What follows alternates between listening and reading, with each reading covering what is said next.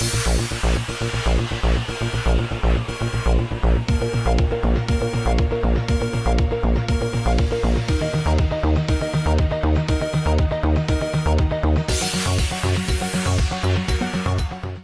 हैदराबाद में GES 2017 के मौके पर GHMC के अहदेदारों ने खास तौर पर मेहमानों के शिरकत करने वाली जगहों को ज़बरदस्त अंदाज में सजाया था, लेकिन अभी उन लोगों ने अपनी इस काविश को बरकरार रखते हुए